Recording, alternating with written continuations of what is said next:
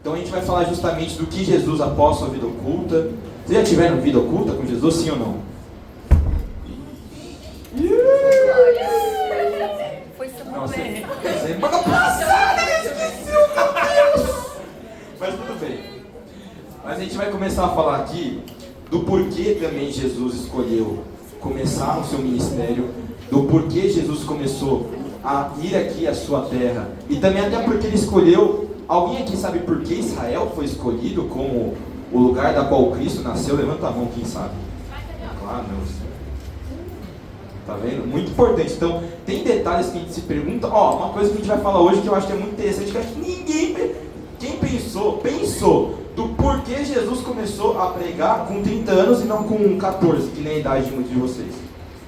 Alguém sabe? Um dos motivos, mas esse não é o principal. Eu já vou começar então falando sobre isso, que eu acho que... eu vou começar a falar justamente sobre isso, que é muito interessante. No Antigo Testamento, vocês sabem, né? Existe o Antigo Testamento e o Novo, sim ou não? No Antigo Testamento, vocês bem sabem que os judeus, os hebreus, né, bem dizendo, eles já possuíam uma sua religião, já possuíam do que eles diziam ser realmente o povo de Deus, do que proclamava a palavra de Deus, só que eles possuíam uma forma diferente do que a gente tem hoje na nossa igreja católica. Eles possuíam, sim, sacerdotes, vamos assim dizer, mas eram bem diferentes do que a gente tem aqui na nossa Santa Igreja. Na época, existia uma determinação até mesmo do porquê você poderia, uma certa idade para começar a se consagrar e poder se dizer uma vida ao Senhor e ser sacerdote, né? E uma dessas limitações era justamente a idade. Eu acho que alguns de vocês também viram já The Chosen, inclusive a gente vai ter um videozinho aqui. Não vai ter som porque é só para ficar de fundinho aqui enquanto o Bibo fala. Vai lançar o filme. Que o Jesus ele fala o que para o cara que fala: mas você está dizendo isso, você está indo contra a lei de Moisés. O que Jesus fala lá em The Chosen: eu sou a lei de Moisés. Então, por que Jesus começou com 30 anos? Porque justamente ele quis a todo momento ser a profecia, ser o garoto, ser o Cristo que estava nas profecias em Isaías, em todos aqueles profetas. Eu pelo menos achei isso muito louco, porque você vê que também tem a questão, como a gente viu na aula da vida oculta, que ele foi apresentado no templo, mas ele é o próprio Deus. Então, por que a gente estaria apresentando Deus para o Deus, para o próprio filho dele? Porque tinha lá que precisava consagrar o primogênito a Deus, né? Então você precisava apresentar o menino no templo. Então, mais uma vez ele mostrando, ele mesmo sendo a lei, ele ainda cumpria a lei para não descumprir, porque ele é a própria lei. Isso é muito importante, mas eu acho assim que são assuntos e são detalhes que você vê. Tem até um mapa que fala assim das relações entre Antigo e Novo Testamento. Tipo, você vê cada linha assim, que é Isaías que se interliga com João, é Isaías que se interliga com o livro de Mateus. Aí você vai ver Macabeus que, é muito louco. Se você vê, tem mais de, se eu não me engano, 12.000 ligações temporais entre o Antigo Testamento e o Novo. Muitas das coisas que vocês vão ver, muitas das leituras que, rezo a Deus que vocês façam ali todo dia, a partir desse crisma principalmente, vocês vão começar a ver que realmente Jesus tinha coisas que ele fazia que você falava assim: nossa, mas ele andar nesse burrinho aí quando ele estava sendo aclamado tem a ver com uma coisa que falava lá assim no Antigo Testamento que eu li uma vez. Muitas dessas coisas vai ver, e isso não é diferente. No começo do ministério também, o que, até eu esqueci de qual é o seu nome, por favor? O Henrique falou pra gente que justamente ele sabia que ia ser perseguido. O próprio Deus, ele tinha ciência de tudo. Ele não é atemporal, sim ou não? Deus é atemporal, sim ou não, gente? Sim. Então justamente ele sabia também o que ia acontecer, ou até como diz uma música que a gente estava cantado, eu vi o pregos passar nas minhas mãos antes mesmo de acontecer. Então ele já sabia justamente dessa importância de ter 30 anos, porque, me fala uma coisa, vai passar mais moral um cara que tem 13 anos, ou um cara que tem 30 barbudo, que a gente vê lá na foto, lá que, enfim, né? Então é muito importante só nesse começo, que a gente já começa a ver que Jesus também vê e traz a importância da maturidade espiritual. É claro que, assim, sinônimo de tempo, e a gente também vai ver uma das parábolas dos talentos que Jesus vai proclamar também aqui para nós, que tempo não é sinônimo de maturidade. Vai falar a verdade que você conhece, eu tenho certeza. Não vamos falar assim de nós, mas que conhece um amigo seu de 17 que tem muito mais maturidade que um amigo seu de 18, de, sei lá, até mais, 30 anos. Não é verdade? Sim ou não? Então isso é uma coisa que Jesus também já, claro, falava, mas ele mostrava que existe sim um tempo. Existe sim um tempo para todas as coisas, como também temos nas palavras. E acho que é muito importante também a gente já começar a falar sobre o tempo que ele fez e reservou para o começo do seu ministério. Então ele te prepara para o seu ministério, que foi ao deserto. A gente, querendo ou não, todo mundo sabe que estamos no tempo da... Por favor. Calma, né? Estamos no tempo da... A quaresma é justamente isso, sim ou não, gente? Que é justamente o tempo que a gente proclama, que a gente celebra do Cristo se preparando para a sua paixão, que é a ida do deserto de Cristo, certo? E uma das coisas que também Jesus fez após isso, eu não vou colocar muito nesse ponto, porque não vai ser na nossa aula que a gente vai aprofundar, mas Jesus se preparou no deserto, orou ao Pai, ficou os 40 dias sem comer, e fez realmente uma entrega total de amor. Após isso, a gente vê que, não só nessa questão do deserto, ele também se torna como exemplo. A gente falou aqui, por exemplo, da questão dos 30 anos. O batismo também, que é após o deserto, também é um exemplo. Ele se mostra como exemplo a todo momento, e até algumas perguntas que vêm. Mas se Jesus é Deus, e até muitas pessoas assim, né, que falam que são de outras religiões, que não acreditam na Santíssima Trindade, falam, mas se ele é Deus, por que ele orava? Alguém aqui já ouviu isso? Se Jesus é Deus, por que ele orava? É uma questão justa, que você pensa assim, pô, ele tá falando com ele mesmo? Tipo, oi, e aí, mano? Tamo junto, mano. Tipo assim, é meio estranho à primeira vista, mas você entende que Jesus, ele sendo 100% homem, 100% Deus, ele também mostrava-se como exemplo, como orar, como fazer as coisas, e o batismo também foi um desses exemplos que a gente vai também ver. Que é justamente ele fala, até mesmo São João Batista vai falar antes mesmo do próprio batismo de Jesus, que eu vos batizarei na água, mas ele vai batizar todos no fogo e no Espírito. A partir disso você começa a ver que a gente pode dizer aí que foi a largada realmente do ministério, foi a largada realmente da vida pública de Jesus que a gente falou, e então ele vai começar a proclamar as famosas boas novas. Com isso vão vir milagres, com isso vão vir parábolas que vocês vão também ouvir aqui sobre nós falando, mas foi um começo realmente que você já vê a humildade de Jesus, que você já vê o quanto o próprio Cristo, que muitos achavam, isso eu acho que é muito importante a gente falar, que no Antigo Testamento, e muitos fariseus, muitos chefes das sinagogas, muitos mestres, achavam que o Cristo que tanto falavam no Antigo Testamento, que, querendo ou não, até o pessoal fala um pouco assim, o Deus do Antigo Testamento é diferente do Novo Testamento, porque ele era muito mais raivoso. Era tipo, nossa, Sodoma e Gomorra pecado, pau aqui, vou destruir todo mundo. É o pessoal dormindo, né? Mas enfim, todo mundo fala que tipo, no Antigo Testamento o Deus era muito mais raivoso, mas não é. É o mesmo Deus. Só que a interpretação da época era muito errônea. Principalmente por isso que Jesus, por isso que o Pai mandou a Jesus o plano de salvação, porque via que era a hora para ele ser enviado e também poder começar aqui a proclamar as boas novas. Olha o VT quer perguntar. Existe escritura de Jesus. Repete para você não ouvir. Existe escritura de Jesus quando ele era jovem? Tipo, Cris falou 14, a nossa idade. Existe escrituras dele nessa idade? Existe sobre essa época? Existe. Eu acho que até muitos de vocês já rezaram o terço, sim ou não? Quem reza o terço aqui pelo menos aí uma vez por semana eu também? Todo dia de manhã. Frei Gilson, né?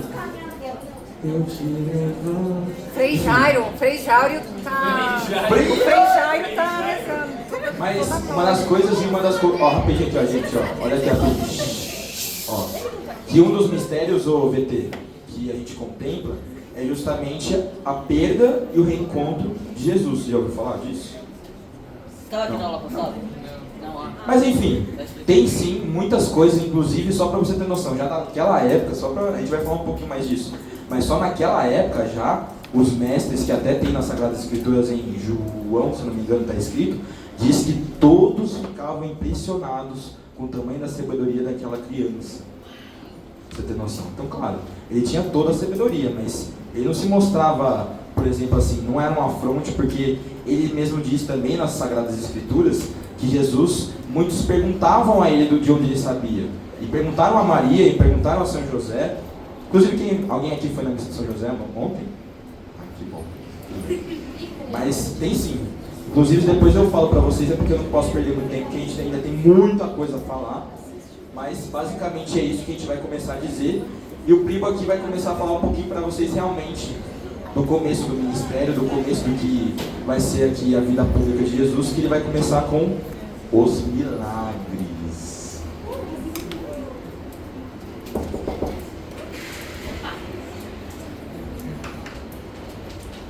Bom, Kaique muito bem introduziu. Gente, eu nunca vou conseguir falar tão bem quanto ele, então não esperem.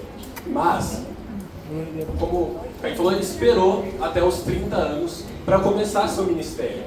E Jesus é marcada por, vamos botar 3 pontos principais, que é milagres, parábolas e a paixão de Cristo. Né? Só que ele vai falar só de 2, hoje a paixão a gente vai deixar para uma próxima. Mas, então vamos começar. Qual foi o primeiro milagre que ele realizou? Ele passou pelo deserto, passou pelo batismo e houve um começo. Qual foi o começo? Ele transformava água no vinho, perfeito. Meu Deus! Não quero. Caiu. Vê se tá verdinho ali. Tá sim. Tá, né? Ele falou que no texto ele mostra alguns trechos, mas claramente não tá. Aquele Deus não segue a ordem cronológica. Mas enfim, aqui é só um vídeo para deixar passando de fundo, mas não se distraiam, pelo amor de Deus. Tá? Mas vamos lá. Primeiro milagre dele foi a transformação da água para o vinho. Milagre belíssimo. Como que acontece esse milagre? Ele, junto com a sua mãe, estavam num casamento, né? Que eles foram convidados. E nesse casamento acabou o vinho. Porque acabou, né? Acabou. Aí, após acabar o vinho, Nossa Senhora chega a Jesus e fala: estamos sem vinho. E Jesus fala: compete a nós, ainda não chegou o meu momento. Aí ela fala: fazer o que ele vos disser. Ou seja, o próprio Jesus sabia que não era a hora dele ali ainda, mas por obediência à sua mãe, ele vai transformar a água em vinho. Por obediência a ela. Isso nos mostra claramente a intercessão de Maria. Chegaram a Nossa Senhora e comentaram: acabou o vinho. E ela chegou a Jesus e comentou: acabou o vinho, vai lá e faz. Mesmo ele falando: ainda não é minha hora, ela falou: vai lá e faz. Ele vai lá e faz, porque ele obedece a sua mãe. Então ele chega e pede: vamos buscar, são 6 talhas com água. Talha era tipo um balde gigante, grandão, gigante. Fala: vamos buscar 6 talhas com água e tragam para cá. Vão, buscam, no poço pegam a água e voltam. Quando chega, Jesus transforma a água no vinho. E aí dão para o mestre de cerimônia lá, o mestre do casamento, provar do vinho. E aí ele fala: normalmente, nos casamentos, vocês oferecem um vinho melhor no começo, e quando os convidados já estão embriagados, vocês oferecem vinho pior no final. Mas vocês foram diferentes e ofereceram o vinho melhor por último. Na minha última aula, que eu dei de tripé, eu expliquei que quando a gente lia a Bíblia tinha 2 significados: o sentido literal e o sentido moral / espiritual, que é qual lição a gente pode tirar do milagre, da parábola, do que Jesus esteja contando. Né? E agora eu vou analisar com calma esse milagre para vocês entenderem quais lições, qual a principal lição que eu quero tirar desse milagre. Para mim, a boda de Caná é a maior representação que a gente pode ter de uma oração, né? Uma oração completa, digamos assim, com a intercessão, com tudo, a maior representação. Por quê? Pedimos a Nossa Senhora: acabou o vinho. Ou seja lá o que seja o nosso pedido. Por exemplo, para nós, eu e Kaique, a gente quer dar uma boa aula para vocês. Então a gente pede a intercessão de Nossa Senhora para que leve a nossa oração para Jesus, para ele realizar, e a gente consiga dar uma boa aula. Mas muita gente acha que só porque eu pedir para Deus vai cair do céu. Simplesmente. Gente, só a chuva cai do céu. Tá? Mas muita gente acha que só porque eu pedi para Deus, eu vou automaticamente receber e não preciso fazer nada. Não, Deus quer a nossa participação. Deus quer a nossa participação a qualquer momento, Ele quer ver a nossa disposição, Ele quer ver a nossa fé, Ele quer ver o quanto que a gente quer. Por isso que Ele pede, vão buscar as talhas de água. Ou seja, se eu pedir, e o Kaique também pediu, para a gente dar uma boa aula aqui hoje, a gente teve que estudar, teve que ler o catecismo, teve que ler os evangelhos. Se a gente ficasse parado, deitado na nossa cama, a gente não ia ter o conhecimento necessário para dar uma aula boa para vocês. Então, quando fala, vá lá buscar as talhas de água, basicamente, Deus pedindo para a gente fazer a nossa parte, porque no futuro Ele vai fazer a parte dele, né? E quando o pessoal chega com as talhas de água, quando ele chega com as talhas de água, Jesus vai e transforma a água no vinho. A gente, sozinho, nunca ia conseguir transformar a água no vinho. Esse é um grande ponto que eu quero passar para vocês. A gente faz uma oração, a gente tem participação, mas quem vai realizar o final vai ser Jesus, vai ser Deus. A gente, por nós mesmos, não conseguimos. Então, quando a gente pede algo, quero um trabalho, quero ir bem numa prova, quero dar uma boa aula aqui, a gente precisa fazer a nossa parte também para que Deus possa fazer a dele. Porque não vai, os conhecimentos não vai surgir. Deus quer a nossa participação, Ele quer ver a nossa disposição. Entendeu? Então, quando Ele pede para nós, quando a gente pede para Ele, Ele também pede para nós algo em troca. Ele fala, vai, busca as talhas e volta, e eu transformo em vinho. Mas você vai ter que fazer algo também. Né? Outra lição muito boa que dá para tirar é que o vinho pode representar a alegria e o amor. Ou seja, foi oferecido no casamento o vinho. E acabou o vinho, acabou a alegria, acabou o amor. Chega Jesus e transforma água em vinho novo. E o mestre de cerimônia fala, vocês ofereceram o melhor vinho para o final. Ou seja, após Jesus, a alegria, o amor, tudo melhora. Então, das bodas de Caná, eu quero deixar esse recado para vocês. Mas não é só no quesito de oração, as bodas de Caná. Usei a relação de oração porque eu achei melhor. Mas em qualquer circunstância, Deus pede algo para a gente tem que ir lá e realizar e confiar nele. Porque Ele vai fazer a parte dele também. Né? Enfim, passando para o próximo milagre. Também só queria comentar uma coisa muito importante também, que eu gosto muito dessa questão da boda de Caná. O que era a boda de Caná? O que foi? Exatamente, perfeito. O Henrique falou pontualmente que é um casamento, uma comemoração, uma festa de casamento.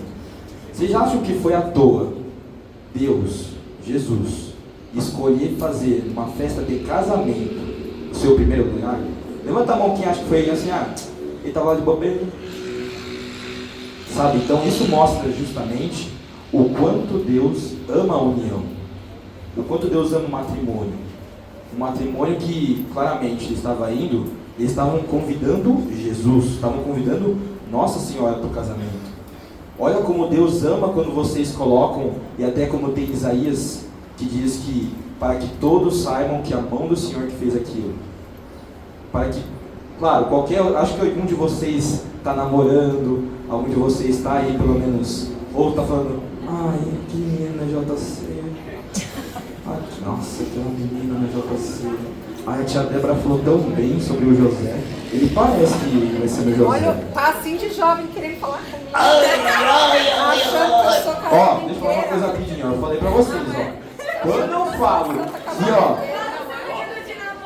Não, que eu não falo que São José é apelão, mostra aqui. O homem repetiu, a menina namorou, então por favor, palmas para o amigo.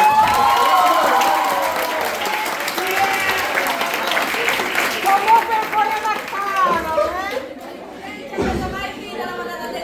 Não, mas ó, gente, isso daí é uma coisa, ó, sério.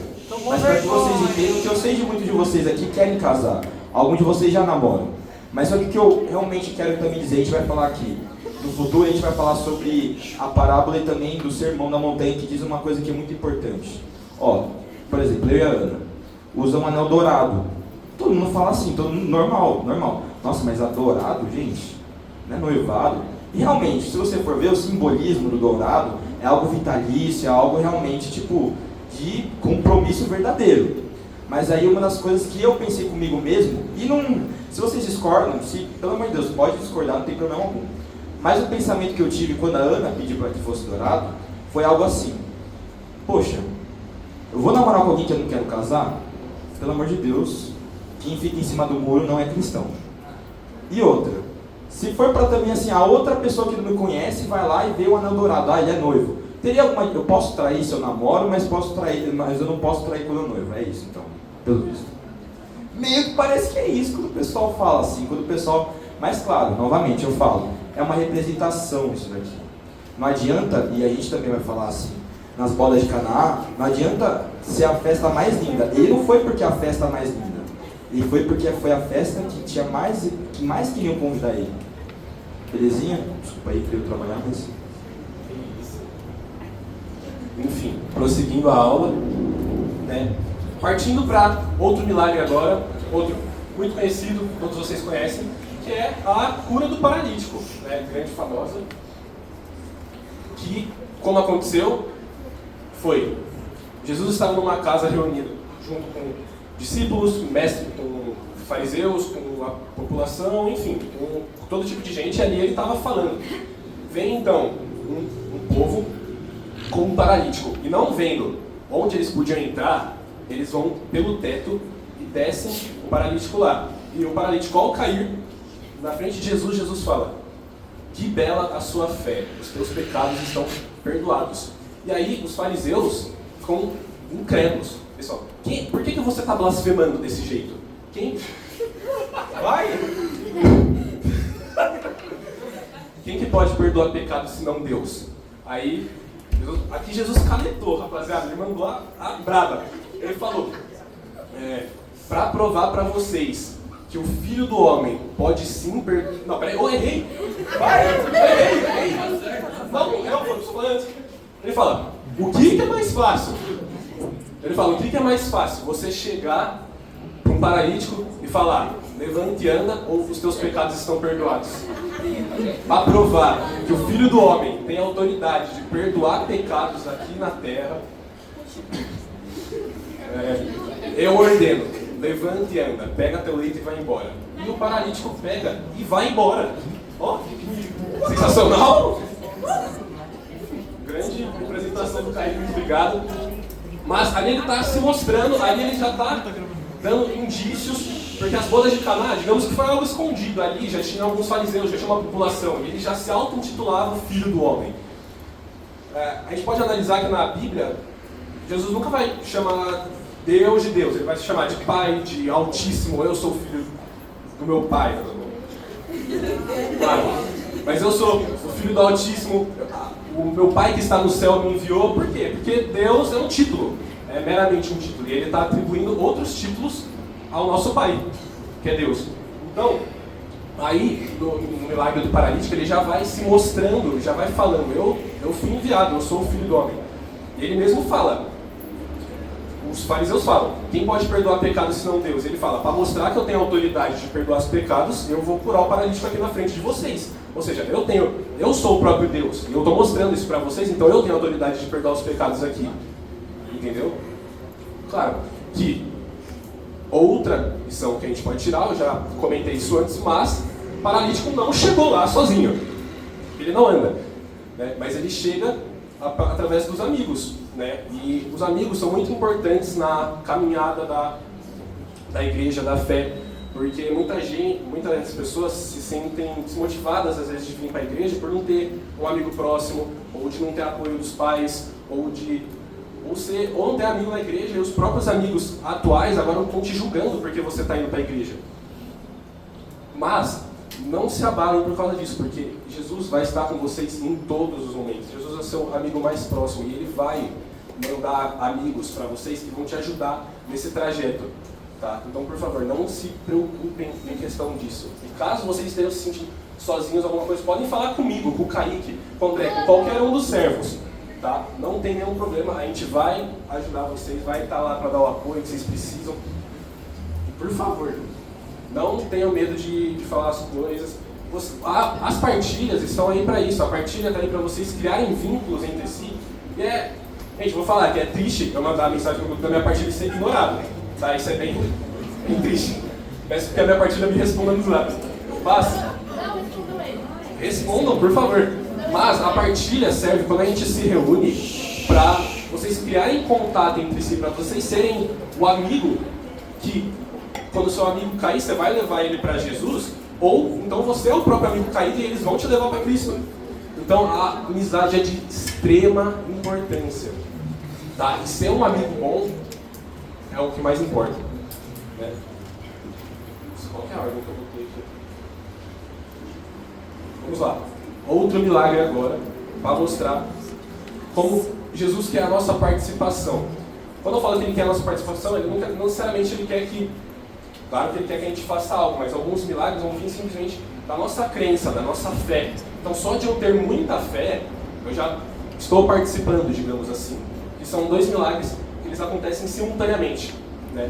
Jesus estava andando e chega um chefe da sinagoga chamado Jairo.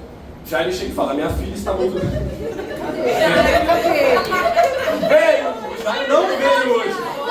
Vai ter que repetir. Peraí, que a gente vai falar. Domingo. Quem que vai imitar o Jairo aí? Vai imitar o Jairo?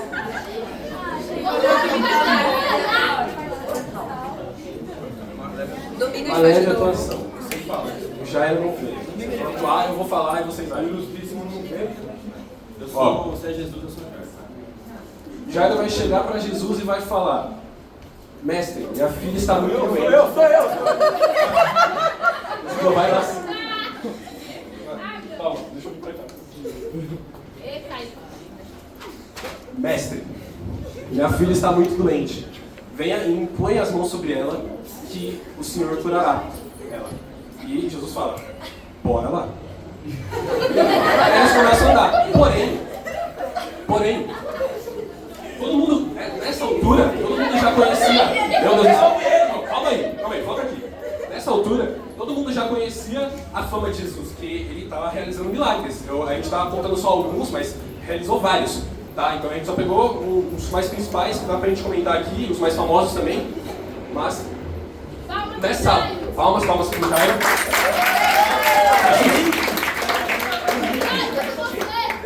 Jesus! Enfim, eles estavam caminhando, todo mundo viu Jesus, falou, meu Deus, Jesus! Eles começaram a se agrupar ao redor de Jesus e estava difícil de caminhar, como se, mano, tirasse todas as cadeiras, tacasse o Kaique ali no meio, e o Kaique tentasse andar até a porta, e vocês tentando impedir, porque todo mundo queria falar com Jesus. Jesus era a grande revelação do momento, todo mundo estava sabendo da sua fama de ser o Filho de Deus. Então, tem uma multidão muito grande, e aí, uma mulher, no meio dessa multidão, era uma mulher que ela tinha um fluxo de sangue há anos. E ela já tinha gastado todo o seu dinheiro com médicos, já tinha tentado, não tinha conseguido curar, e ela tinha esse problema. E naquela época, se você tinha algum desses problemas, lepra, esse fluxo de sangue, você era considerado impuro, então você era meio que excluído. E aí, ela no meio da multidão, com a sua fé,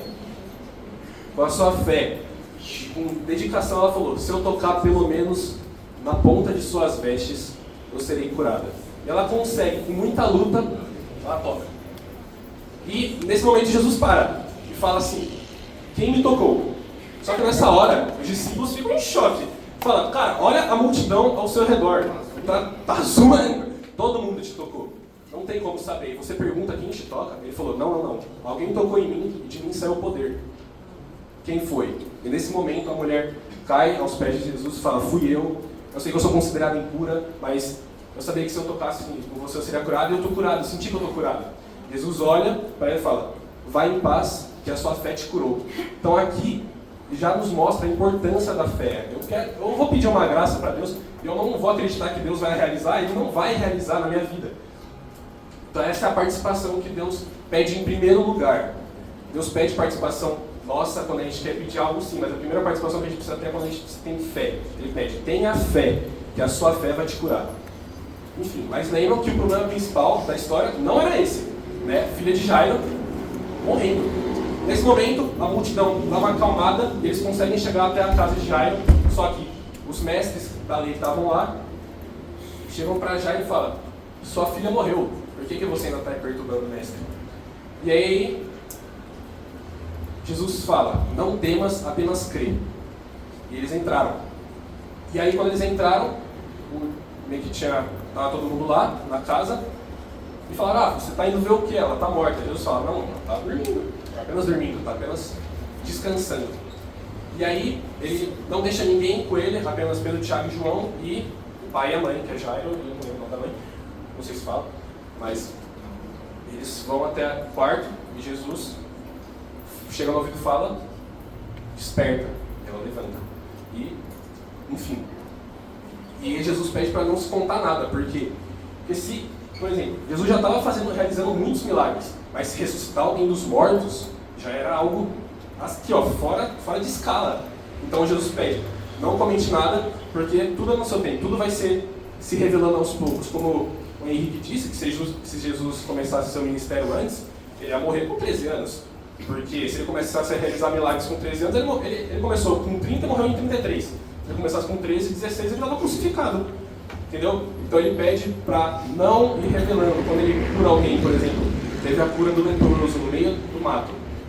Ele cura o leproso e fala, não comente nada, só fale que você está curado. Então ele sempre pede para ficar no escondido, para no futuro isso ser revelado. Né?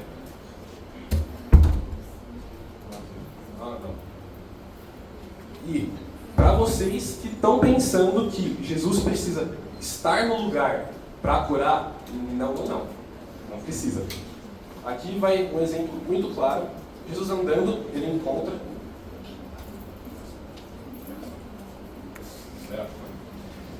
o servo, Jesus encontra o centurião. O centurião era um chefe de guarda, digamos assim. Então, o centurião era meio que o líder do batalhão e tinha o batalhão dele. E aí o centurião chega para Jesus e fala, olha, eu tenho um servo em casa, esse servo está muito doente. Eu sei que o Senhor tem o poder para curar ele. Então, por favor, cure. E aí, Jesus fala, tá bom, então vamos até lá, vamos até sua casa. Só que ele era um soldado romano. E não sei se prestaram atenção, mas Roma e os judeus eram tratados, era tipo rixa, entendeu?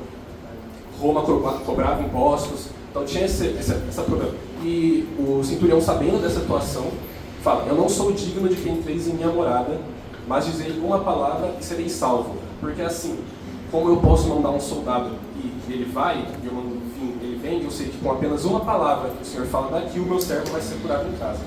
Aí ele fala, Jesus comenta logo após isso, em Israel inteira eu não encontrei uma fé igual a desse homem. Esse homem tem a fé maior de todas as pessoas de Israel. Vá para casa, que é assim como você disse foi feito. E ele chegou em casa e o servo estava curado. Então, aqui mostrando mais uma vez a importância da fé na nossa vida. E que Jesus não precisa estar lá. Tá? Jesus era humano, sim, mas ele ainda era Deus. Né? Então, ele podia estar lá. Assim como ele podia ter curado o paralítico da casa dele, o paralítico nem podia ter ido lá, mas ele queria a participação dos amigos paralíticos, queria o paralítico lá e queria mostrar para o povo o poder dele. Indo agora para o último milagre, que o nosso tempo está curto, que a gente demorou um pouquinho. Chegando agora para a bola da vez, Lázaro, né? Quem aqui escutou a música de Lázaro no Retiro, levanta o braço. Aí, então desce. Lázaro era próximo de Jesus. E Lázaro era um amigo próximo de Jesus. Ele estava muito doente. Foi avisado Jesus que Lázaro estava doente. E aí Jesus fala, não, tá suave, fique em paz. Ele fala, tá de boa. Aí chega a Jesus de novo, depois de alguns dias, que Lázaro havia falecido. Só que Lázaro era um amigo muito próximo de Jesus. Jesus fala para os seus discípulos, ali com os discípulos já, os seus 12 apóstolos já definidos. Ele chega e fala para os discípulos, a gente vai ter que voltar lá para a casa de Lázaro porque ele está adormecido. Eu vou acordar ele. Aí, Lázaro estava que nem aquele garotinho lá de capuz amarelo.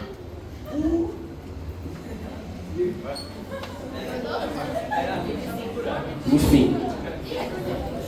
Ele chega para os discípulos, ele chega para os discípulos e fala, vamos lá que Lázaro está adormecido, mas eu vou lá despertar ele. E ele está doente também. Está doente, está adormecido, eu vou lá despertar. E os discípulos falam, você está dormindo, ele está doente, ele vai se curar, então deixa lá. Só que eles não entenderam que ele estava falando que Lázaro estava morto. Né? Aí Jesus fala claramente, Lázaro morreu, vamos até lá. Aí ele foi até lá e chegando na ponta da cidade, já vem vindo, porque foi avisado antes, já vem vindo Marta, que era irmã de Lázaro.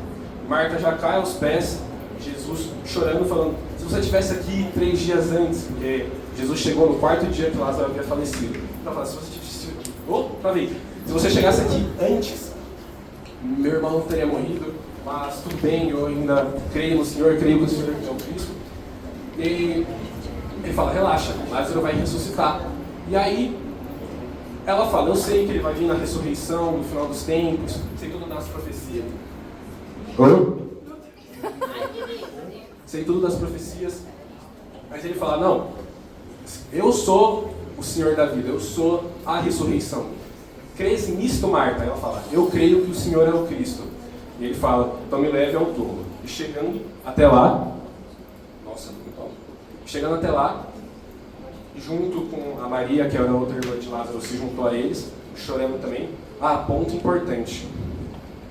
A gente só está falando aqui de Jesus realizando milagre, e do seu conhecimento infinito, e da sua bondade infinita.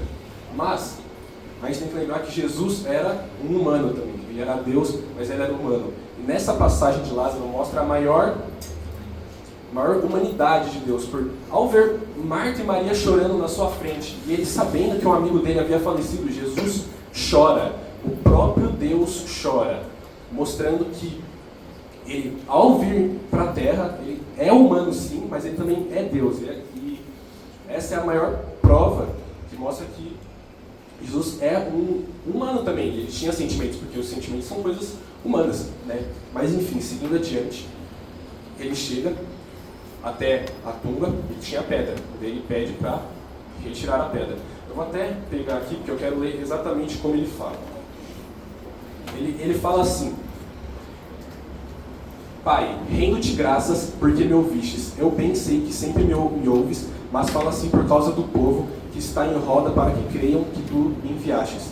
Depois dessas palavras, exclamou em alta voz: Lázaro, vem para fora. E o morto saiu, tendo os pés e as mãos ligados com faixas e o rosto coberto com um sudário. O Kaique disse da questão de por que Jesus orava, ele era o próprio Deus, por que ele orava, por que ele ia pro canto orar. Claro que para ter um contato de pai e filho. Ele era filho de Deus, ele é Deus também, mas ele é filho de Deus. Ele quer ter esse contato de pai e filho, mas também para mostrar para a gente, assim como o batismo foi um grande exemplo para nós, ele sair para orar, ele sair para fazer jejum, é um outro grande exemplo para nós. E ali ele fala, eu sei de tudo, eu sei que você me ouve, mas para os outros que estão aqui em roda, creem que você me enviou, Lázaro vem para fora. E por isso que ele fazia os milagres falando, digamos assim. Para que os outros creiam nele, creiam que ele foi o enviado. Né? Mas não foi só de milagres que Jesus viveu, ele também contava muitas parábolas, né? Anunciando o reino dos céus. Porque Jesus veio para dar testemunho do reino dos céus para a gente e a gente entender qual que é esse tal de céu aí. E aí só que ele falava por meio de parábolas, que é, digamos, uma maneira mais simples, uma maneira meio que genérica de explicar, onde a gente consegue tirar muita lição disso. Mas falando você. Bom, a gente vai falar aqui, inclusive, acho que é uma das coisas também, antes de falar, que no próprio começo do livro de João, diz que, o próprio João escreve, que Jesus realizou muitos milagres e disse e ensinou muitas coisas, mas nem todas foram gravadas aqui neste livro, ele diz. Mas ele também, João, fala aqui, mas para acreditarmos e termos fé, basta aquilo que escrevemos. E uma das coisas que ele fazia para explicar o que era o reino dos céus, de qual reino, de tanto que contestavam ele estava falando, principalmente os romanos contestavam, mas que reino, até Pilatos fala e ele fala assim, meu reino não é daqui. Então ele fala aqui sobre parábolas. E ele fala aqui sobre parábolas. O que são parábolas? É basicamente, por exemplo, tem aquela historinha lá da cigarra e da formiga, acho que é da cigarra e da formiga? Então, tem algumas assim historinhas que você usa para meio que fazer como se fosse na realidade, para trazer para a realidade. E Jesus também usava. Ele falava que, por exemplo, acho que é muito importante para todos aqui do Crisma, que é muito para mim representativo, que é a parábola do grão de mostarda. Alguém aqui conhece a parábola do grão de mostarda? Ah, Lau, pelo amor de Deus, ok? Henrique, também, pelo amor de Deus. Chama o bispo, já Pelo amor de Deus, Tchau, vai, sai. Mas, principalmente essa parábola, eu acho que atrela muito ao que vocês estão vivendo. Por quê? Muitos aqui acham que tem, e justamente por isso abandonam o Crisma, e justamente por isso abandonam as orações, porque acham que a fé é muito pequena, porque acham que tem pouco conhecimento sobre o que é o reino dos céus, porque acham que não é tanto o bastante para que eu possa dizer que eu sou cristão, então eu nem falo que eu sou católico, eu falo que eu sou cristão, eu falo que, eu acredito que Jesus existiu. Enfim, mas aí Jesus diz que a fé é como se fosse um grão de mostarda, que o reino dos céus plantado nos nossos corações era como se fosse um grão de mostarda. O que ele queria dizer isso? Alguém aqui já viu um grão de mostarda? É pequenininho, assim, muito pequenininho. E até eles falam que entre os grãos, entre as sementes, é a menor. Mas quando plantada, se torna o maior dos ramos. O maior. Todo mundo, por favor, vai. Mais um. Então ele fala que justamente é verdade isso, que se torna a maior das árvores. E aí eu quero até convidar vocês a pensar sobre isso e ter isso no coração de vocês.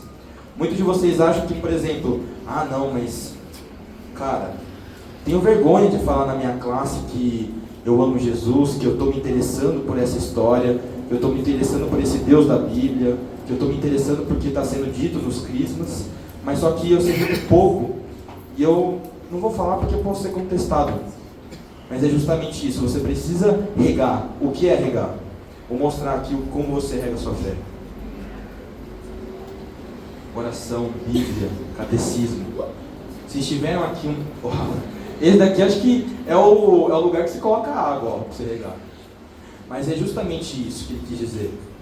Você precisa entender que por mais que a sua fé é pequena, por mais que seja pequeno o teu conhecimento, você deve regar, você deve crescer, porque assim você se torna como maior. Você se torna uma das fés mais engrandecentes e colossais que a pessoa fala, caraca, esse cara sabe. Juntamente a gente já continuar a falar uma coisa que é bem parecida em relação a isso, que é a parábola das 3 sementes, vamos dizer assim, das 3 árvores. O que acontece é que Jesus estava sendo contestado se poderia, por exemplo, uma pessoa que tem um ambiente, e isso daqui é muito importante dizer para vocês, que o ambiente em que vivemos, e por isso que a gente aqui também diz para vocês a importância de vocês prestarem atenção, a importância de vocês ficarem em silêncio, porque o ambiente dita muita coisa do que as árvores vão ter. As raízes das quais tem, a terra da qual é plantada a semente, diz muito do que os frutos e de como ela vai crescer. Como assim, Kaique? Jesus fala o seguinte: 3 sementes basicamente são plantadas em 3 lugares distintos. Amém? O que acontece? Na primeira, diz até antes disso que na verdade algumas sementes caem e os pássaros a comem. Ou seja, o que ele queria dizer, até o irmão já dizendo, é que alguns nem têm coragem de ir plantar. Mas após isso ele fala: uma semente foi colocada em um local cheia de pedras, cheia de pedregulho, até que a Sagrada Escritura usa essa palavra, que é um chão que é muito infértil, que é um chão que tem muita pedra, e a gente precisa de adubo. Vocês acho que já plantaram sementinha de feijão lá? No Espinosa tem. Eu sei que no Espinosa tem. Vocês plantam... Vocês plantam alguma coisinha assim para ver, mas nesse chão que é infértil, nesse chão que não tem, você realmente vê que a fé da pessoa, ele quer dizer assim, que a planta mal nasce. Então você vê que realmente a importância do que ele está dizendo, esses pedregulhos. Os pedregulhos são as pessoas, os pais de vocês, muitas das vezes, claro que podem ser, mas a gente fala principalmente a influência dos amigos, que na nossa idade, eu digo assim, nossa idade, todos aqui têm 14 até uns 17, a nossa idade a gente é muito influenciado por amigos, então a importância realmente da nossa ambientalização. Após isso ele também diz que outra semente foi plantada em meio a espinhos, que ela também até cresceu, mas foi sufocada pelas vontades do espinho de querer espinhá-la. O que é esse espinho? São os nossos desejos, os desejos da carne. Ou seja, eu amo Jesus, mas eu amo mais o meu iPhone.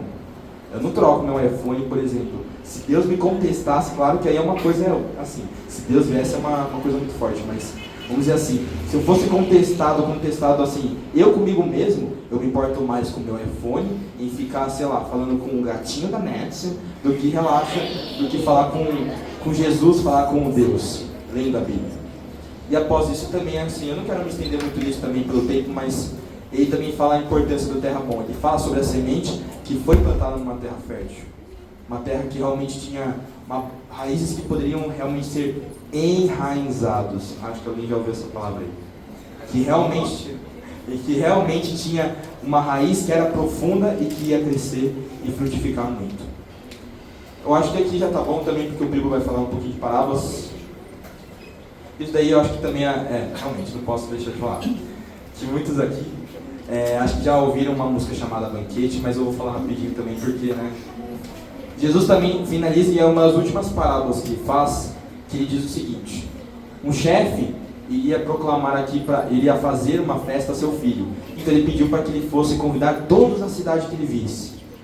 Ele chamou muitos, muitos vieram, alguns vieram mal vestidos, e o chefe até inclusive expulsou essas pessoas que vieram mal vestidas, vamos dizer assim. Entretanto, todavia, aquelas pessoas que vieram falavam assim: poxa, mas eu convidei meus amigos e não quiseram vir, que não acreditaram, não quiseram vir, que ia ter uma ceia que realmente ia alimentá-los, que poderia ser pegadinha, troll, entendeu? Mas só que aí o chefe ele fala o seguinte, que como se fosse o próprio Jesus dizendo: a festa já está preparada, a ceia já está preparada, os alimentos que poderiam alimentar aquelas pessoas já estão aqui. Muitos serão chamados, mas poucos os decididos. Gente, cada um de vocês está sendo convidado, vocês sabem disso. No fundo eu sei que até aqueles que podem dizer assim que não gostam, sabem que está sendo convidado. Aceitando ou não, é uma questão que o próprio Jesus disse. Os decididos e a decisão é sua. Eu te convido nessa noite, eu te convido em todo o crisma, eu te convido em toda vez que você se ajoelha no seu quarto, no seu secreto, mas aí aceitar ou não esse convite, a opção é sua. Amém? Que lindo. Enfim, após Jesus falar do reino e falar do banquete, ele vai falar das pessoas convidadas. O Kaique muito bem disse. Mas vamos pegar um tipo de pessoa aqui. Eu vou falar a passagem da ovelha perdida. Muitos conhecem, mas enfim. Tem no seu rebanho, eu sou Kaique, é o pastor. Kaique é o pastor com as suas 100 ovelhas. Na representação, Jesus é Jesus e seus seguidores. Só que uma dessas ovelhas está perdida, uma dessas ovelhas não está com ele, não está perto dele. Uma dessas ovelhas. Tá bom. Uma dessas ovelhas não está aqui. Uma dessas ovelhas está perdida, está lá fora, está afastada do pastor. E o pastor,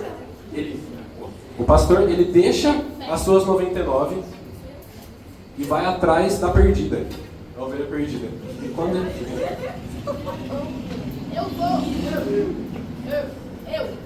Não. Ele deixa as 99 e vai atrás da ovelha perdida. Alô? E depois que ele encontra a ovelha perdida e ele consegue trazer ela de volta, ele vai comemorar, né? Ele vai comemorar, vai ter festa nesse dia. Vai ter grande alegria, porque ele encontrou a sua ovelha perdida. Jesus encontrou o seu filho perdido. Essa passagem diz que o mestre, o nosso mestre, Jesus, ele vai atrás da gente quando a gente está triste, quando a gente está no pecado, quando a gente está afastado dele. Ele vai atrás da gente e ele traz a gente para perto dele. E quando a gente chega junto das 99 que já estavam no caminho, há uma grande festa, porque era a hora de fazer festa. Alguém se converteu, digamos assim, a ovelha foi achada, era a hora de fazer festa. Essa passagem é interligada também.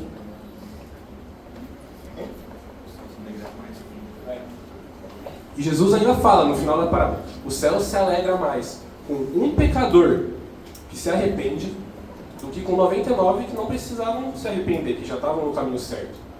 Que é isso que Jesus quer fazer, ele quer trazer os seus filhos, nós todos somos filhos dele, ele quer trazer seus filhos para perto dele. Então, quando... Glória a Deus. Mas eu, Kaique, digamos que a gente está na caminhada da igreja, todos os servos aqui, a gente está na caminhada da igreja, e a gente vê um jovem no Crisma que não queria estar aqui no primeiro dia, e chega no retiro, chega no grupo de jovens, ele está pulando e dançando, há uma grande festa entre nós, porque era a hora de fazer festa. A ovelha perdida voltou, assim como tem a passagem do filho pródigo. O que acontece? É um pai que ele vai dividir a herança entre os dois filhos. E um desses filhos vai embora, abandona o pai, e o outro continua com ele trabalhando, vai manter fiel ao pai.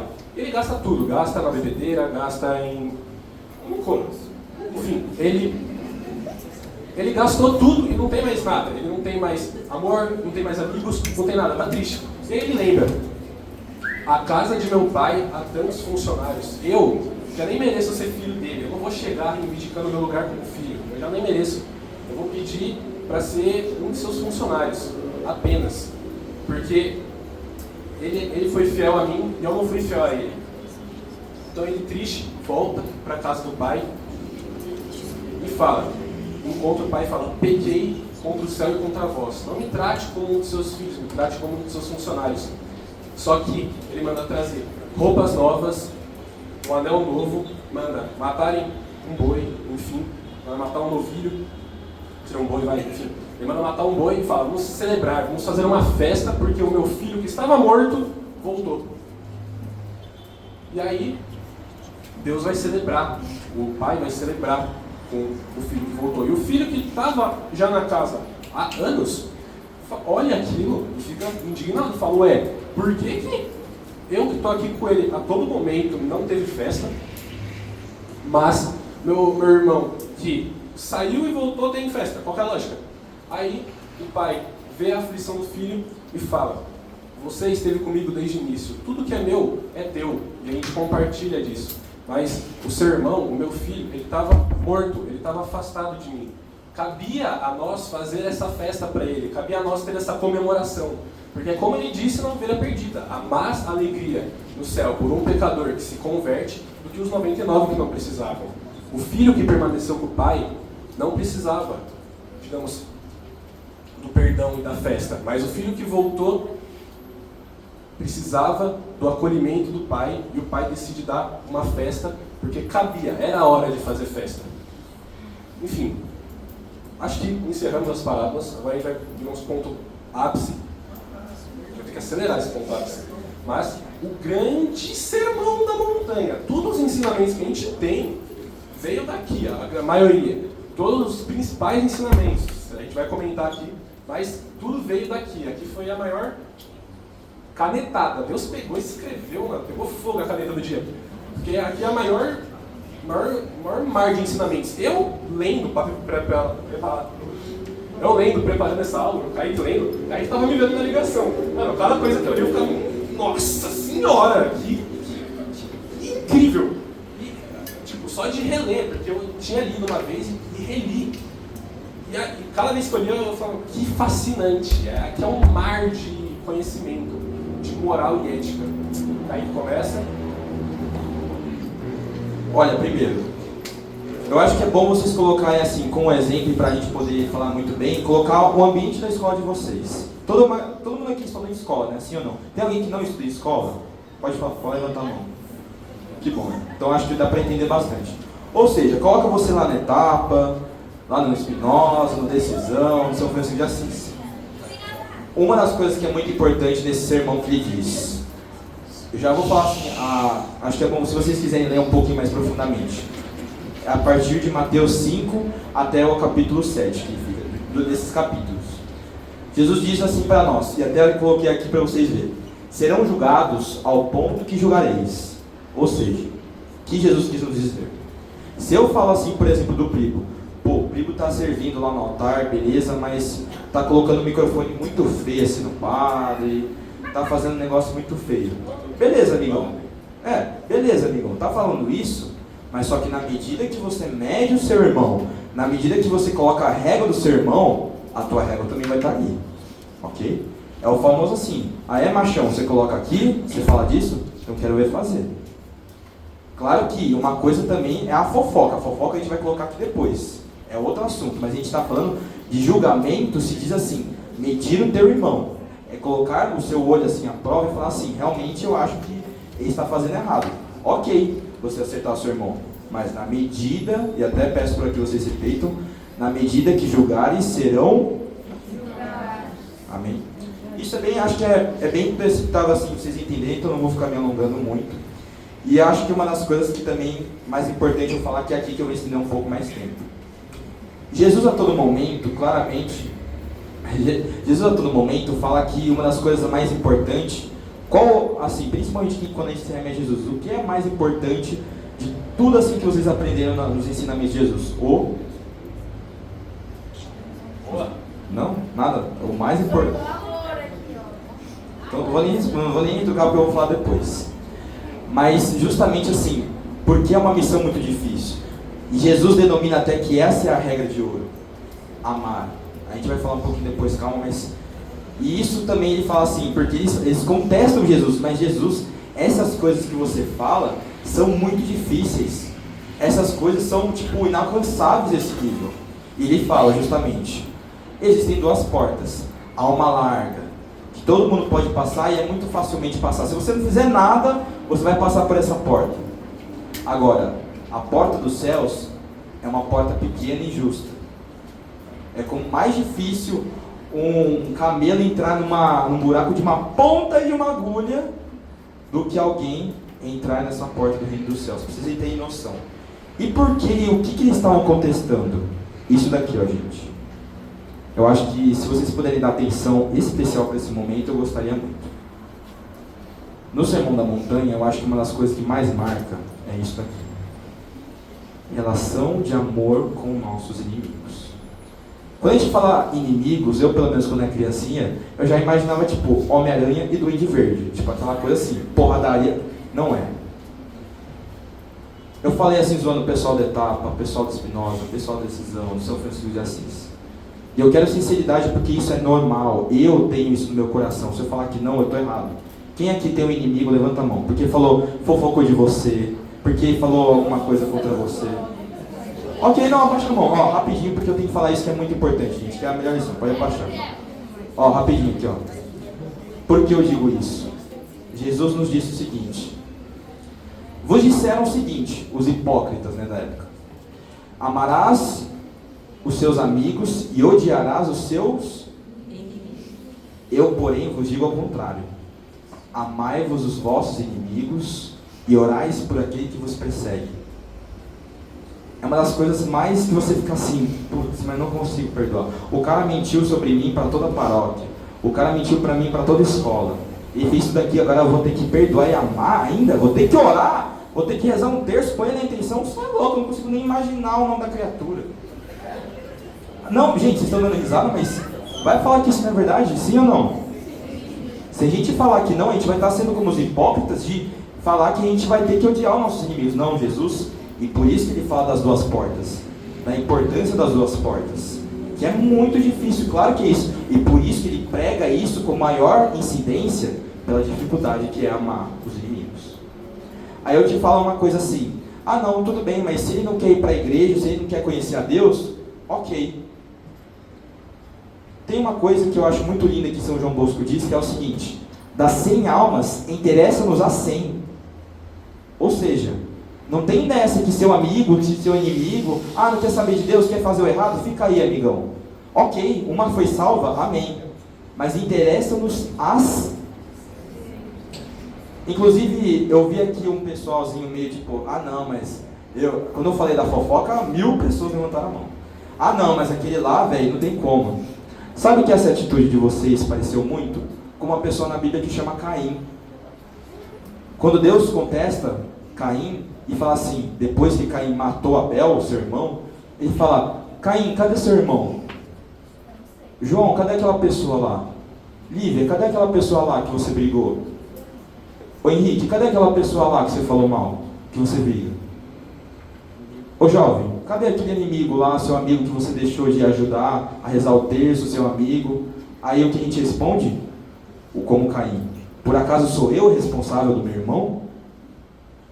Por acaso sou eu que tenho que ver se ele tem que vir para a igreja ou orar? Por acaso sou eu que tenho que mostrar o que é amor para ele? Por acaso sou eu que sou responsável a perdoar ele? Sou. Difícil, né? Pode falar a verdade, sim ou não? Mexe com isso daqui, ó, nosso ego. Só que eu quero que vocês reflitam, e se vocês puderem ajoelhar no chão de vocês, do seu quarto, colocar essa pessoa na intenção das suas orações, nem que seja um Pai Nosso. Mas realmente Jesus diz o quão importante é essa lição de amar. E não amar somente a Ele. E não perdoar, como a gente fala, somente a Ele. Mas sim também o quão importante é para eles, nas suas orações, no seu Pai Nosso que seja, você entender que você tem que se desapegar de você. Muitos daqui podem ter aqui como inimigo o pai, a mãe, o padrasto, sei lá. Eu sei que alguns até tem aqui um caso que eu conheço que é os pais podem ser adotivos e você pode odiar os pais biológicos. Muitos aqui podem ter esse ódio, mas aí eu te pergunto, jovem. E Jesus fala: que recompensa tereis se amar somente aqueles que vos amam? Não fazem os republicanos? E republicanos a gente coloca assim, os hipócritas, aqueles que faziam essas interpretações. Que diferença você vai ter, você que se diz que acredita em Deus, que faz a bondade, que está vindo aqui, porque você está vindo à toa. Não aprendeu amor. Amém, gente? Não aprendeu amor, aprendeu alguma coisa que Jesus ensinou, sim ou não? Sim! Sem amor. Tudo bem, eu vou deixar passar, vocês estão com sono. Eu sei que vocês querem ir para casa de vocês jantar. Mas amém, gente. Eu espero que vocês entendam isso, por favor. Kaique falou muito questão de oração. E para mim um mandamento muito importante que ele falou no sermão foi: quando você for fazer uma boa ação, que a sua mão direita não saiba que a sua mão esquerda fez. Que o Senhor nem veja. Você estendeu, por exemplo, foi dar uma esmola, você estendeu, fechou o olho e entregou. Você não está fazendo para se vangloriar. A gente, principalmente agora no tempo da quaresma, Jesus fala no sermão: quando vocês fizerem jejum, não fiqueis com cara triste, não fiqueis falando para todo mundo. Ele fala: perfume a sua cara, perfume o seu corpo e melhore sua cara, porque você não está fazendo isso, você não está jejuando para receber méritos, está jejuando para Deus.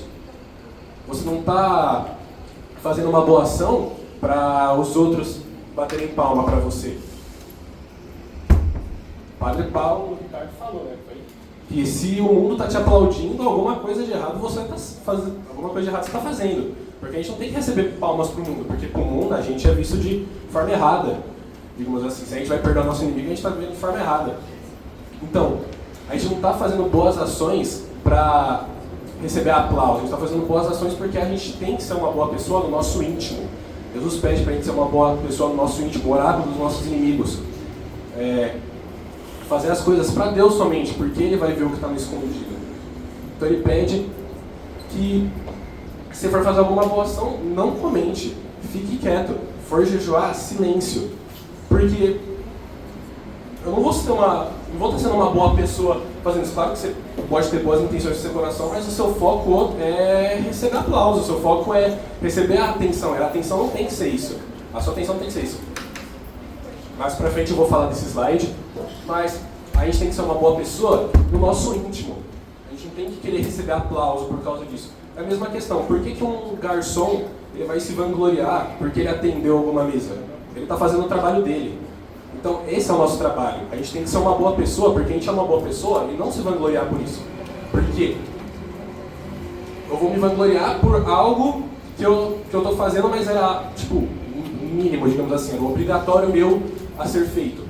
O garçom não vai se vangloriar porque ele está servindo a mesa, eu não vou me vangloriar porque eu sou uma boa pessoa. Eu tenho que fazer isso no íntimo, no escondido, porque Deus vai ver o que está no escondido. Kaique comentou, muito bem, casado o homem agora, sobre a questão de namoro. E isso é muito importante, essa questão, que nesse sermão ele tinha as questões do adultério, porque falavam, se você não quer mais casar, se você quer se separar da sua mulher, se separe, tudo bem, vai ficar com outra.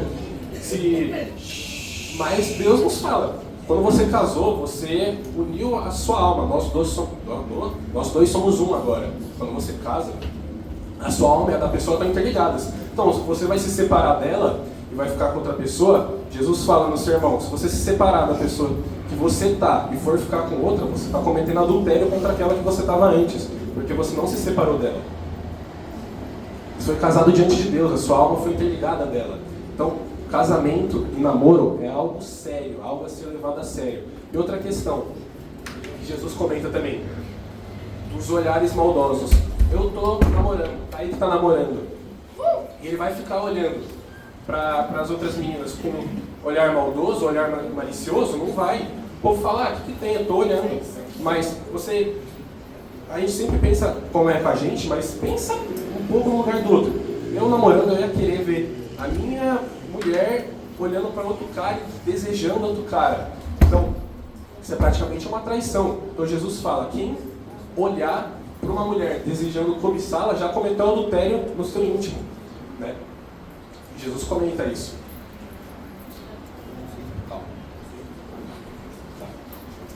Nesse mesmo sermão, eles nos ensina o Pai Nosso, uma oração que todos nós rezamos, vamos rezar no final dessa aula, mas ele nos ensina o Pai Nosso, né? Foi no sermão que ele ensinou. E aí ele anda completando na questão do adultério, na questão do, enfim, de julgar o próximo. Ele fala, se a sua mão direita te coloque numa situação de pecado, arranque.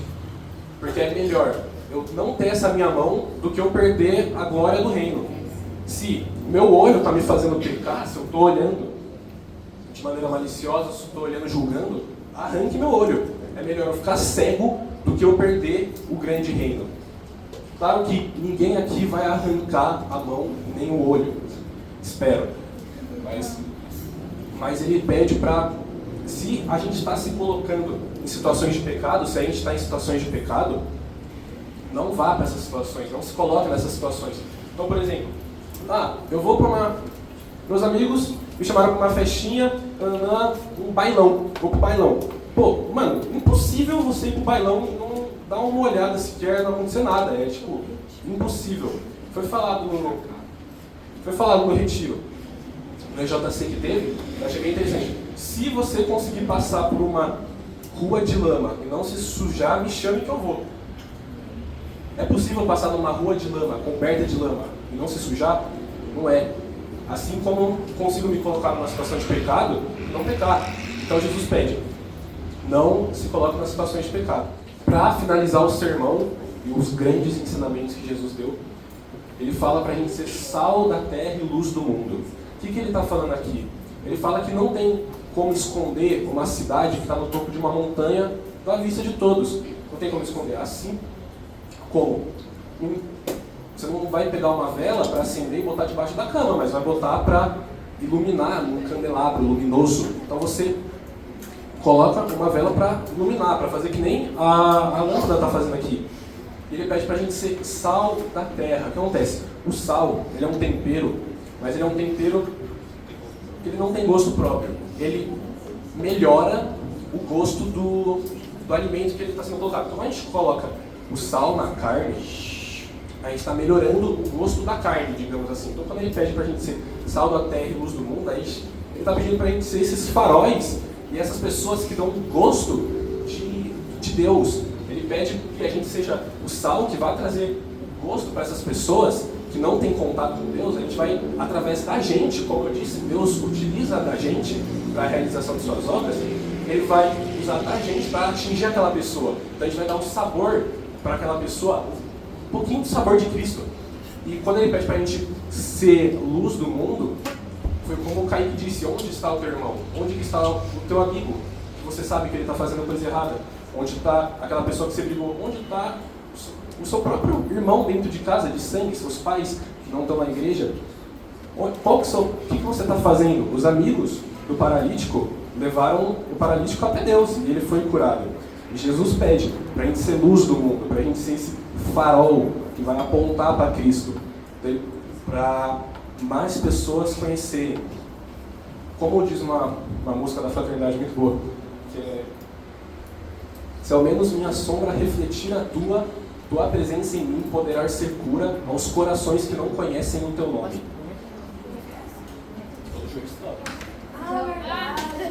Enfim, não, continuando. Então ele pede para a gente ser esses faróis que iluminam e apontem para Cristo e falam, olha só, você chega para o seu amigo que está na escuridão, está nas trevas, fala, olha, ali tem o Senhor dos Senhores, o médico dos médicos, o Pai dos pais, o amor em pessoa. Eu quero te levar até Ele. Vamos. Bonitinho. Enfim. E ele pede isso, ele pede para a gente ser o sal da terra, ele quer que a gente tenha gosto ao falar. Quando a gente fala de Cristo, a gente tem que dar gosto para as pessoas que estão ouvindo. Né? E quando a gente, é para a gente ser farol que ilumina e brilha e espalha a glória de Deus por toda a terra. Finalizando o sermão, a gente vai terminar o encontro falando da transfiguração. E só isso, e acabou. Né? Que nosso tempo já está se esgotando. Mas a transfiguração, o que acontece? Jesus sobe no monte junto com Pedro, Tiago e João, os mesmos que estavam com ele na casa de Jairo. E naquele momento, as suas vestes começam a brilhar mesmo, assim, brilhou. E aí, no mesmo momento, aparece dos céus Elias e Moisés. E os discípulos estão vendo isso e falam, meu Deus, que maravilha, que maravilhoso. E aí, vem uma nuvem e cobre todo ao redor deles e fala, este é o meu filho amado, ouvi tudo que ele disser. E quando a nuvem some, já não tem mais Moisés nem Elias. Só sobrou Jesus e os apóstolos. Né? O que a transfiguração vai mostrar pra gente? Primeiro, uma prefiguração da sua glória. Após ele ressuscitar, ele vai estar naquele corpo glorioso, naquele corpo brilhante. Então, a transfiguração, quando Jesus deixa suas vestes brilhando, ele vai estar fazendo uma prefiguração de quando ele retornar após os 3 dias morto. Quando ele volta da mesma maneira que estava na transfiguração, brilhando, com um corpo glorioso. O que Moisés e Elias representam? A gente ficou a hora inteira falando que ele é o Senhor dos Senhores, que ele é a própria lei. Antigamente, os judeus eles seguem a lei de Moisés, que era a antiga lei. Só que Jesus veio para dar novos ensinamentos. Então, quando Moisés aparece ali no monte, ele está representando que Jesus é a própria lei, e Elias, sendo o último profeta, mostrando que Jesus é o profeta. Então, ele mostra que quando aparece Elias e Moisés, Jesus é a lei e o profeta dos profetas. Né? E é muito curioso também a transfiguração que, quando chega a nuvem e cobre eles, a nuvem está representando o Espírito Santo. E a voz que sai é a voz do próprio Deus, Deus Pai. Jesus está ali também. Então, é uma cena que a gente consegue ter a Trindade num lugar só. Assim como no batismo que teve, que a pomba desce, Kaique não comentou essa parte, mas no batismo desce uma pomba e pousa sobre Jesus, representando o Espírito Santo, e sai uma voz do céu. Esse é o meu filho muito amado. Então, outra cena que a gente consegue ter a Trindade num lugar só.